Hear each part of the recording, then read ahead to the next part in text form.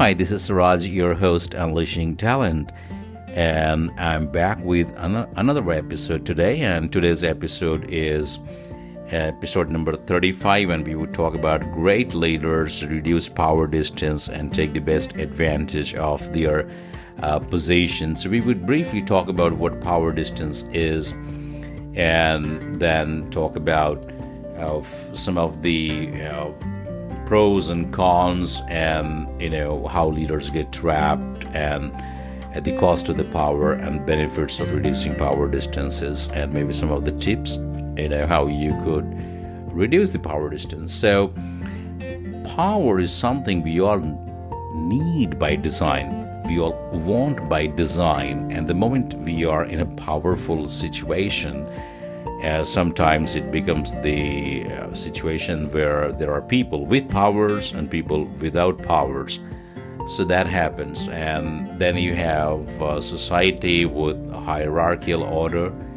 And I definitely understand that the hierarchy is important to bring things in order. So authority is also important to a great extent, but we have to learn to use the legitimate amount of authority.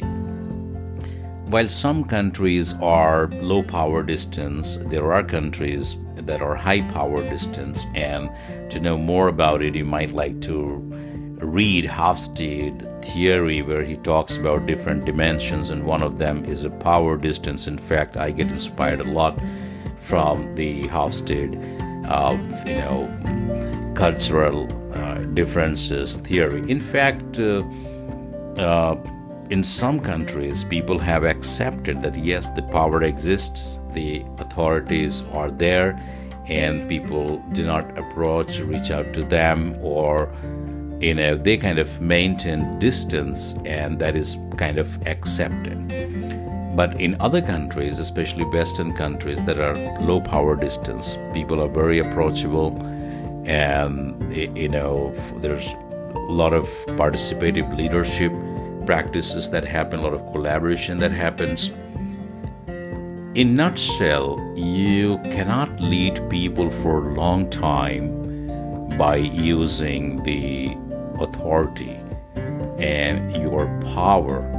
You have to, as a leader, move to building in credibility and by influencing people. And the power is not required. In fact, if the power is not used legitimately, people can actually go against you, or they start maintaining distance from you, and there could be a loss of trust, and so forth, and so on and so forth.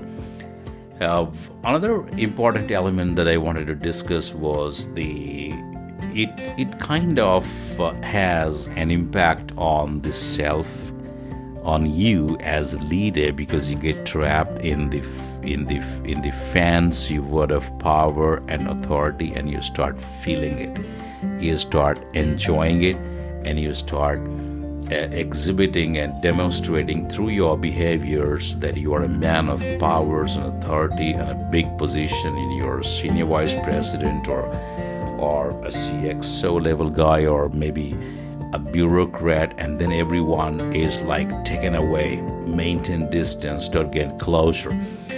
I know things are changing today, and there's a lot more to be done to change. Look at the example of the family. In family also, sometimes the power distance creates a lot of problem, the communication gaps, and so on and so forth, because there's one person who is in power, who is in authority, and then he is the person who's making decisions, and he is the person who is doing everything. So that is another trap if you look at the family, because all of us somewhere lead our family as well. In the organizational context also, the power distance has a huge impact. In fact, the key point of our discussion today is the power distance in the organization, and how we reduce the power distance as a leader in case we feel or perceive or realize that there exists of high power distance. So that's very, very important. So look at the community, for example, within the community, you have people responsible for community development, society development in big positions, and if they are not connected with the people, then again there could be a problem, there could be issue.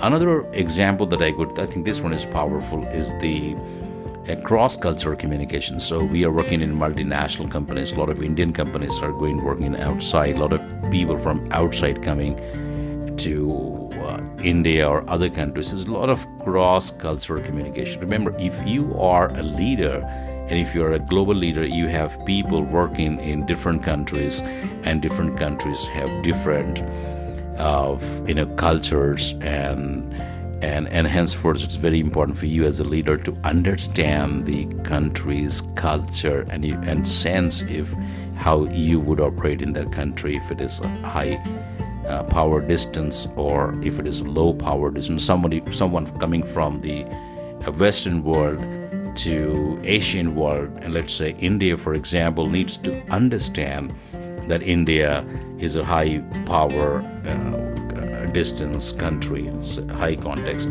country, and accordingly respect people.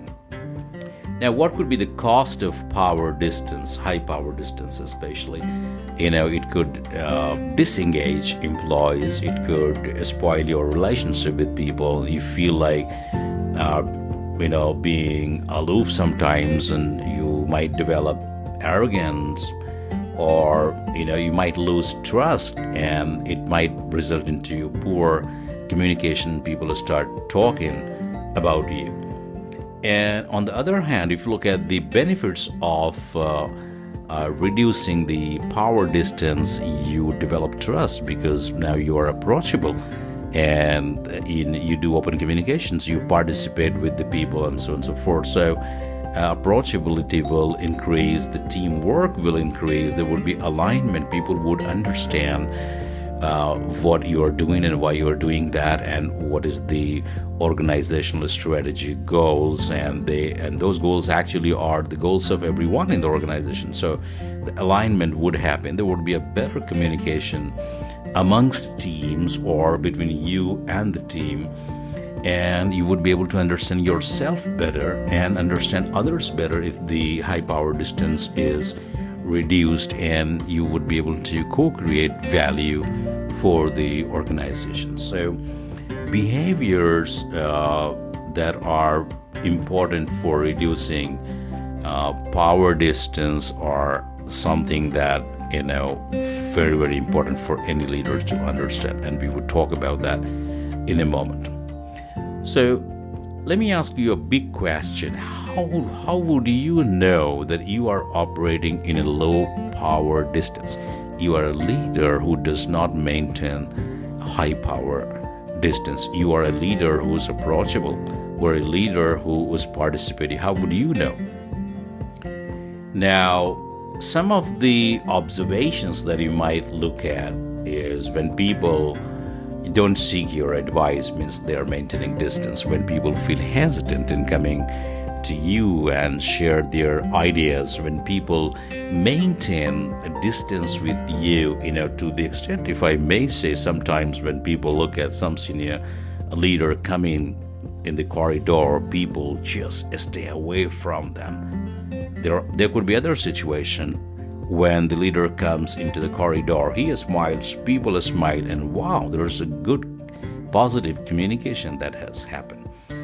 So also when people don't trust you, and when people listen to your ideas but they don't care about your ideas, they don't value it, right? And let me give you two examples here out of my experience.